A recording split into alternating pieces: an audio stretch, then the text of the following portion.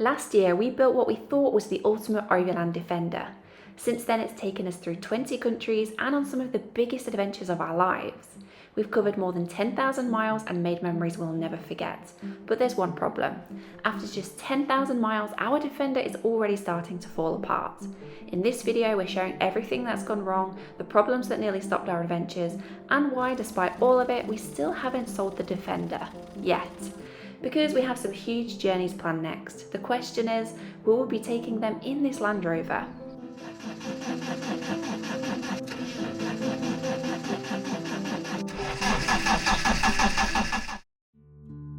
Before we get into everything that's gone wrong, it's important to say this. When we built this Defender, around half of the project was the vehicle itself, and the other half was creating the Overland setup we'd always dreamed of. The pop top, the awning, the storage, the electrics, the water system, the kitchen, everything that turned it from a vehicle into our home on the road. And honestly, after a year of travelling and exploring, we really can't fault any of it. The camper conversion has worked exactly as we'd hoped. It's been comfortable, reliable, practical, and it's completely changed the way we travel. The issues we've had haven't been with the build, they've been with the vehicle underneath it. Despite everything we're about to share, we absolutely love this Land Rover. It's difficult to explain unless you've experienced it yourself, but there's just something about Defender. The way it drives, the places it takes you, the people you meet, and the community around it. It feels like an adventure before you've even arrived. Over the last year, this vehicle has taken us further than we ever travelled before and opened up an entirely new world of experiences. And that's what makes everything we're about to talk about so frustrating. Because when it's good, it's incredible.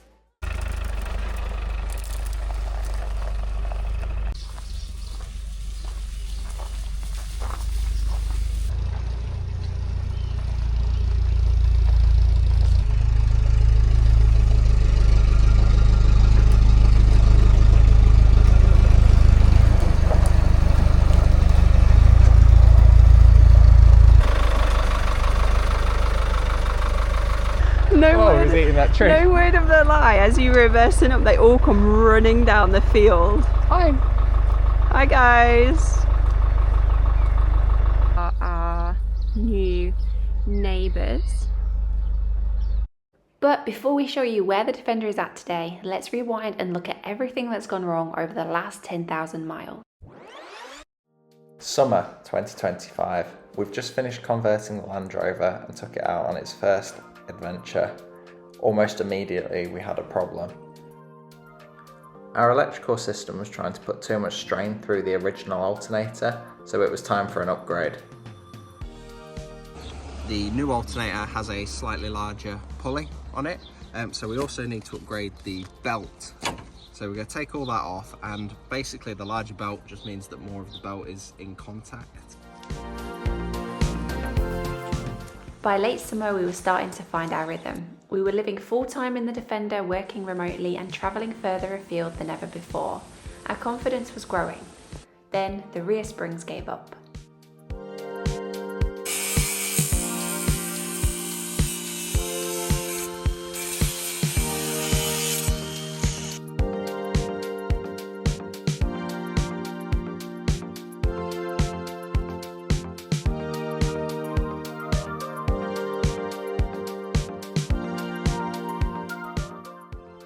The next thing to start playing up was the clutch.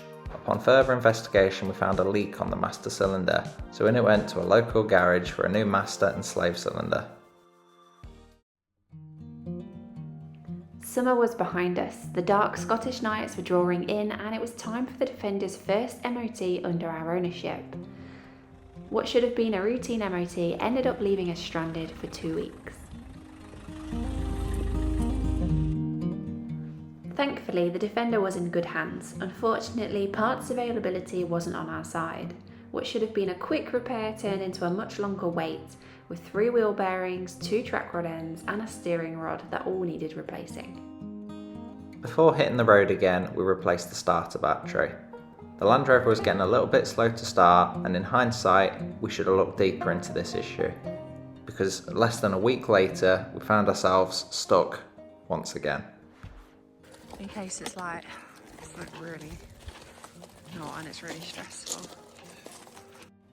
With our options running out, we rebuilt the starter motor at the side of the road and hunted down the only replacement we could find locally.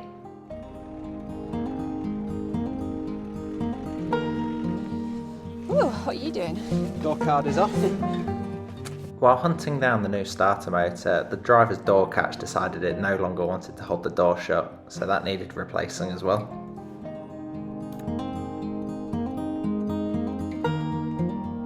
Hey, like the snow rolled in. I don't know if you can see actually. Whoa! Oh, that looks really good. Snow is coming down. So, we've got the starter motor all unbolted, so now this should come.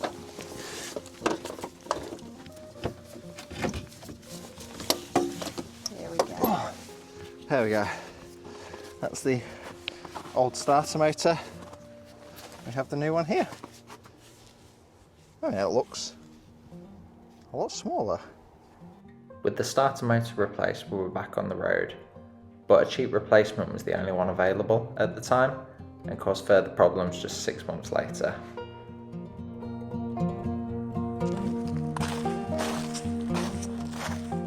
In preparation for our big winter road trip across Europe, we booked the Landy into a garage for some essential work, as we didn't have the facilities to do it ourselves. It received a full service, a new cam belt and water pump, and replacement rear brakes. Unfortunately, it wasn't all smooth sailing. The Landy left the garage with a coolant leak and a leaking injector, which we had to fix ourselves a few days later. It was another reminder that sometimes the biggest challenge isn't fixing an old Land Rover yourself, it's fixing the problems left behind somebody else. Very easy and pleasant boarding experience. Yeah. This way, you think? Our European road trip didn't get off to the strongest start either. We found ourselves on day one, just outside Amsterdam, on the side of the road, replacing the exhaust manifold gasket.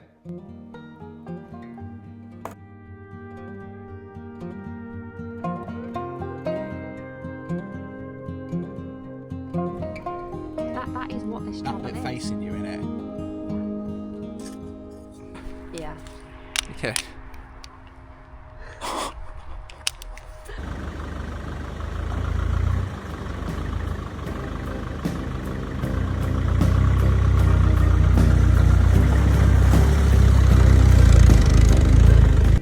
We'd finally made it to the Isle of Skye, ready to explore when a crunch from the Land Rover stopped us in our tracks.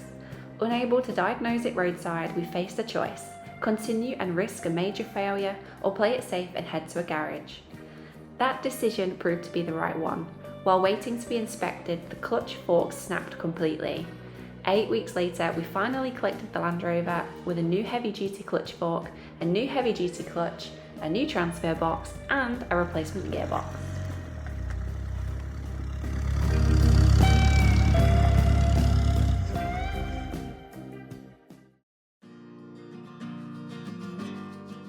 Ireland, our most recent landy expedition. Almost as soon as we rolled off the ferry, the Land Rover started fighting back. The power steering pump disintegrated, the idler pulley bearing failed, and we were forced into a roadside bush fix. After knocking the pump back into place, picking up a spare belt, we kept a close eye on things and carried on. 10 incredible days of overlanding later, another problem emerged. The prop shaft started playing up, and for a while we weren't sure we'd make it back home.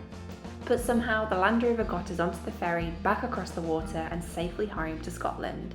Which brings us to today. The Landy is now back in our workshop, with a big list of repairs and upgrades necessary to make all future travel possible. Fuel leaks, oil leaks, worn parts, overdue maintenance and a jobs list as long as our arm. We've also got problems with the cooling system. The previous owner removed the viscous fan and put this electric one in. Now the problem is this comes into effect too little too late. So we're going to be ripping that out and putting the viscous fan back in. So for the next issue, I think it's probably easier I show you rather than tell you.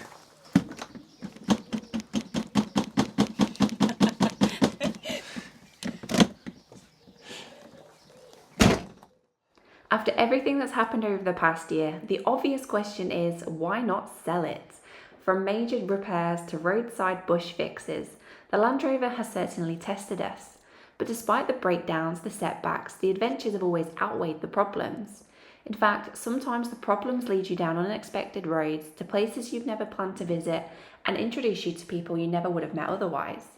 Maybe one day we'll switch up our overlanding vehicle, but for now, our Land Rover Rango stays. It's taken us through 20 countries, over 10,000 miles, and on some incredible expeditions. And honestly, sometimes we find ourselves asking the same question. Why do we even bother? Well, this is why.